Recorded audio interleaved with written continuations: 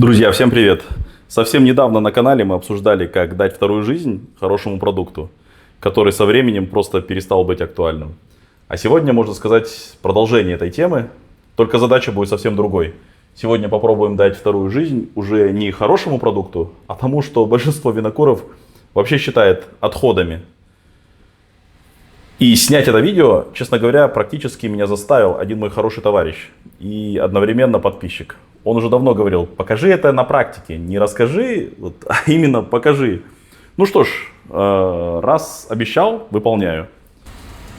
Итак, что же здесь сейчас находится? Здесь всего понемногу у нас. И хвосты от разных перегонов, и головы, коих скопилось очень много. Остатки после различных экспериментов, какие-то неудачные дистилляции, которые в целом получились, но не нравятся по ароматике или еще что-то. Где-то проспал, прям честно говорю, что бывает такое, что проспал, хапнул хвостов в основное тело, перевел в условно-техническую жидкость и так далее. То есть в итоге здесь как по Лермонтову смешались и кони, и люди.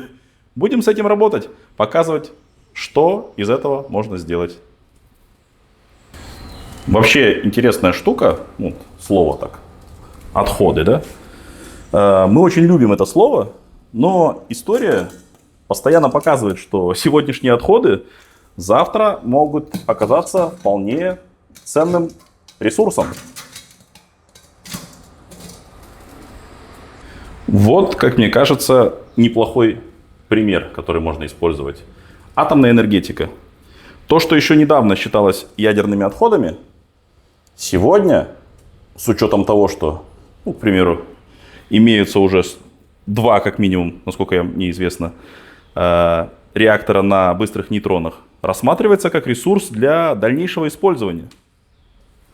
То есть то, что вчера считалось проблемой, сегодня уже становится топливом для нового цикла.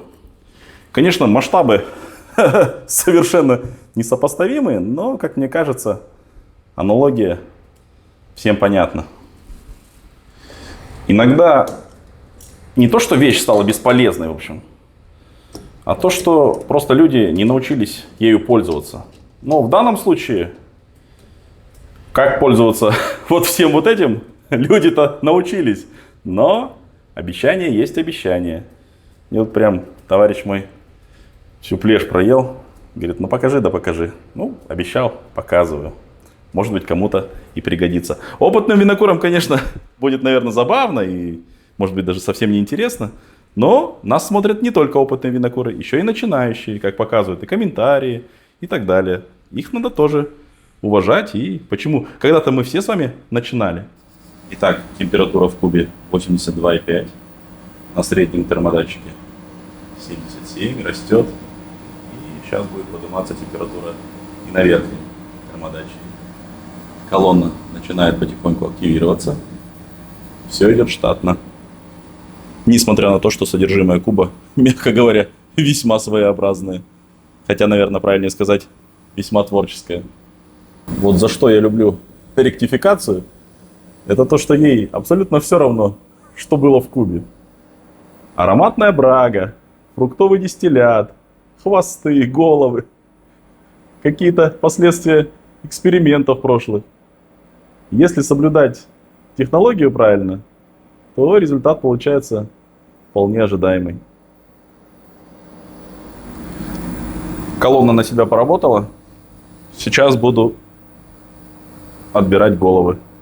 Кто-то скажет: секундочку, так это ж головы от голов, а потом будут хвосты от хвостов. Да, именно так. Уважаемые друзья, вот и пришло вот это время. 20 градусов. Конечно, тут погрешность у вот этого, может быть, термометра и есть. Но, какая есть, такая есть.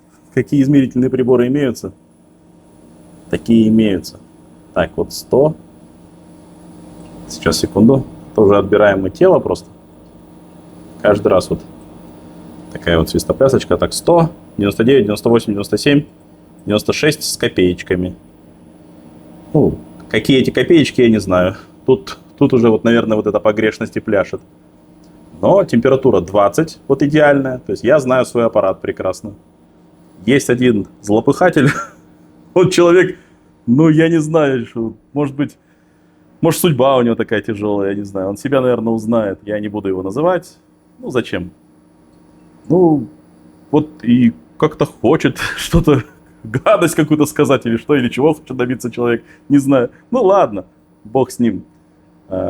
Говорит, нет, все это невозможно, все это неправильно, ничего ты не знаешь, ты плохой, ты кривой, ты косой, все у тебя неправильно. Вот, ну в одном из комментариев сказал, да он не знает там вообще даже ничего, температуру не мерит. Я просто аппарат свой знаю. На нем работаю уже не первый год. Знаю температуру воды, которая у меня идет из водопровода. Причем процесс отбора голов занимает очень долго. Вот эту штуку, видите, почти что 1,5 литра, ну там литр 200, может быть, еще что-то. Отбирал 9 с чем-то часов. Долго, скрупулезно. Не лень было. Просто ради эксперимента, я же говорю. А человек вот прям хочет что-то вот найти такое. Ну найди, милый человек, найди. Хорошо, молодец, будешь, не знаю, возьми с полки пирожок. В общем, вот так, как раз начал я отбор тела. Пахнет спиртом, прям спиртом. Несмотря на то, что вот эта гадость, это прям, вот чуть-чуть капли попали, размыло, маркер такой был несмываемый, но прям ужас. Это прям ужас. Это головы голов. Тут это все. Третьей жизни у них, у этих голов точно не будет. Вот это точно мы скоро поедем на шашлыки. Все сгорит синим пламенем. Прозрачным скорее, бесцветным. В общем, вот так. Поэтому кто говорит, что невозможно, еще что-то. Да все возможно. Просто правильно все делаешь, и все. Я не знаю, там человек пытается мне что-то доказать. Ну хорошо, ты прав. Все, ты прав, дружище. Вот ты прав, я не прав. Ты молодец, я не молодец. Если тебе от этого спокойнее. Вот так работает колонна, все хорошо, все спокойно. Пожалуйста. И это не 30 тарелочек, это, пожалуйста, вот, посчитайте. Стандартные 18. И это из гадости вообще страшной, вы же видели. Поэтому, ну, вместо того, чтобы злиться как-то там, я не знаю на что, на жизнь, на судьбу, на свою, там, еще на что-то, ну, может, позитивнее стоит мыслить. Как-то так. Сейчас будем все добивать. Итак, дорогие друзья, промежуточное включение. Перегоняем мы на 2,5 киловаттах. В кубе 86,6. Здесь у нас все так же стабильно. Видно, да, сотню? Соточка. Ну, ладно, поверну. Периодически, не знаю, там крутится, вертится. Вот. Ну, видно. Собираем потихоньку. Тарелочки ведут себя прилежно. Здесь температура у нас на среднем контрольном узле температурном 77,1. Она так, в принципе, и была. Выше у нас 76. Что-то так темно. Ну, видно, наверное, да? 76. Не буду сейчас играть с камерой. В принципе, все идет неплохо, как мне кажется. Собираем. Дальше, я думаю, уже в финале встретимся. Ну или на завершающем этапе, когда уже в кубе будет температура максимальная, которая нам будет говорить, что все, у нас уже спирта почти нет. Но нужно будет тоже, кстати, не проморгать, мало ли, вдруг у нас жидкость вся испарится настолько, что ниже температурного датчика попадет. Тут тоже на это надо обращать внимание. Здесь уже не зевать, следить за вот этим температурным датчиком, не отходить никуда. Да что ж так темно-то? Ну это уж, извините, я не профессиональный, в общем. человек, который снимает это все дело, оператор. Вот, нужно будет за тарелочками опять же следить, как они запотевают, вот эти все секции. Благо у нас достаточно высокая колонна. Понятно, что когда здесь уже будет резко подниматься, а она будет резко подниматься, температура, ну, очень, прям уж темно, вот, чуть-чуть может быть виднее, то уже будет поздно пить боржоми. Ну, как-то так. Уважаемые друзья, вот несмотря на то, что нижний вот датчик показывает в кубе 91,6, у меня есть большое подозрение, что как раз таки жидкость сейчас ниже этого датчика. Почему? Потому что вот этот уже скакнул на 0,4 от нормативного. Этот пока еще держится, но он в самом верху. Если здесь начнет что-то меняться, вот уже 76,1, 76, прыгает туда-сюда. Тут будет уже, как я и сказал, поздновато что-то делать. Я отбираю вот отдельными буквально цилиндрами. Это уже все, пустая баночка стоит. Это совершенно отдельная емкость. Извините за расфокус. Все, вот тут 77,5. Все, наверное, я не хочу поджимать наверху, что-то там дожимать. Тут и так мы дожимаем из дожимов. Поэтому буду все прекращать отбор. Перейдем к итогам, дорогие друзья. Вот такое у меня получилось количество собранного продукта. Температура. Сейчас выдержим.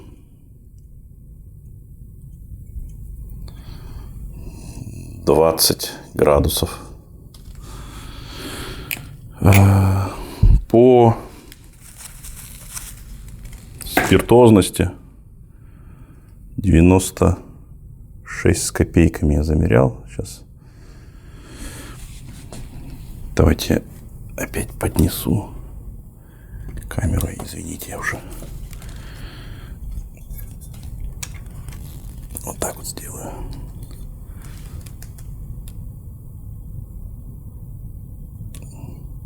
Так, сейчас, секунду. Каждый раз он такое устраивает.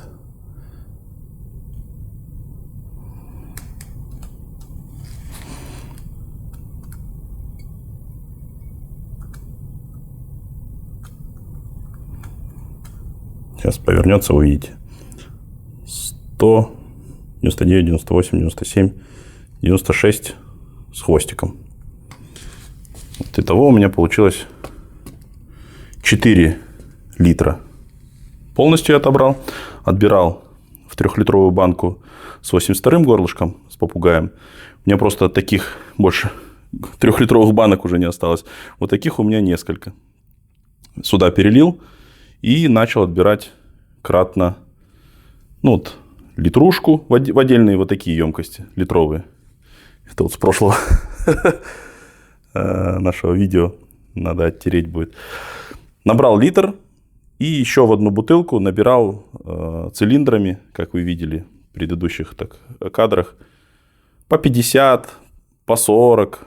И, в общем, пытался уловить какие-то ароматы. Что меня... немножко тут ваша помощь, наверное, даже потребуется, запрошу я.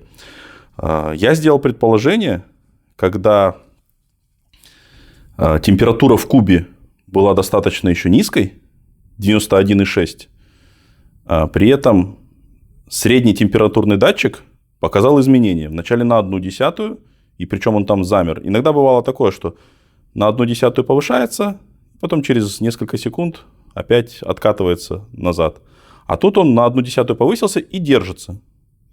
При этом я измеряю в цилиндрах, набираю по 20, по 30, по 40 миллилитров и принюхиваюсь.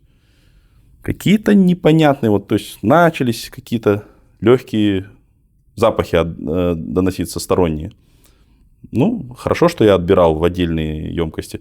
То есть еще в одну такую бутылку у меня набралось 200 миллилитров чистого продукта. А потом я набрал 40 миллилитров, и вот мне показалось как раз-таки, что я что-то уловил. Думаю, может быть, показалось. Ничего страшного, 200 миллилитров не страшно. Перелил их в вот эту бутылку, к 200 миллилитрам добавил. И продолжаю набирать в цилиндр. Еще 40 мл пока набиралось, смотрю, температурный датчик средний еще на 0,1 повысился. И вот тут меня уже это начало тревожить. Верхний при этом стоял без изменений. Он держался в рамках вот стандартной своей температуры в течение всего перегона. И я сделал предположение, что вот столь низкие показания температуры в кубе могли быть вызваны, может быть, я прозевал, то есть, может быть, она поднималась, а потом, когда я подошел к кубу, она вот показалась 91,6, и я на это обратил внимание спустя какое-то время, так скажем. Я сделал предположение, что уровень жидкости ниже температурного датчика опустился. Но потом я проверил, нет, это все-таки он был погружен в тело. То есть, на чем было основано мое предположение, это то, что если уровень жидкости спустится вниз, то температурный датчик уже будет измерять паровую смесь, так скажем, состав. А он, в теории должен быть ниже на несколько градусов. Нет, не подтвердилось это, когда я вскрыл куб, я посмотрел, что жидкости там было достаточно, то есть он был в тело жидкости погружен, этот датчик. Хорошо, но тогда вот следующее предположение, и вот тут меня поправьте, если я не логичен в своих размышлениях, но мне кажется, что столь низкие показания температурного датчика в кубе могли быть вызваны следующим. Либо там все еще очень много было этанола, и я просто там как-то неправильно поступил, что не стал отбирать дальше. Но при этом запахи я обнаружил. Уловил легкие такие оттенки. И температурный средний датчик поднялся вначале на 0,1, потом на 2, потом на 3. И вы в итоге увидели, что там 77,5 было. При этом верхний, вот как он был, 76 в течение всего перегона, так и он оставался. Вот тут было странно. И вот мне кажется, что логическим объяснением тут будет то, что мы изначально в куб залили непонятно что. И хвосты, и головы, и результаты предыдущих перегонов, и так далее, и так далее. Там борды чуть-чуть было от предыдущего перегона. И мне кажется, что именно из-за такой вот смеси различных фракций они себя вели иначе, нежели стандартный спирт-сырец. И именно поэтому, именно этим объясняется разница вот в той температуре в кубе, к которой мы привыкли при стандартном перегоне из спирта-сырца, от той температуры, которую я получил вот в этом эксперименте. Как вы считаете, я прав в своих рассуждениях или не прав? В любом случае, спасибо большое, что досмотрели до конца. Этот эксперимент я проводил, как я и говорил, по просьбе своего друга. То есть решил посмотреть, что может из этого выйти. Я, в принципе, знал, что может из этого выйти. Не поленился, потратил достаточно много времени. Особенно много времени ушло на такое кропотливое отделение головных фракций, коих было очень много. Их, как я сказал, я насобирал 1,3 литра. Плюс к ним же, вот к этим техническим, так скажем, фракциям добавил вот те 300 миллилитров конечных, которые были вот 200 загублены, добавленными хвостовыми, так скажем, фракциями, где я уловил нотки непонятные. Вот, в принципе, и все. Спасибо вам большое. Делитесь своим мнением в комментариях, что я сделал так, что сделал не так, где я, может быть, ошибся. Я всегда открыт к диалогу, конструктивной критике. Спасибо вам большое за поддержку. До новых встреч.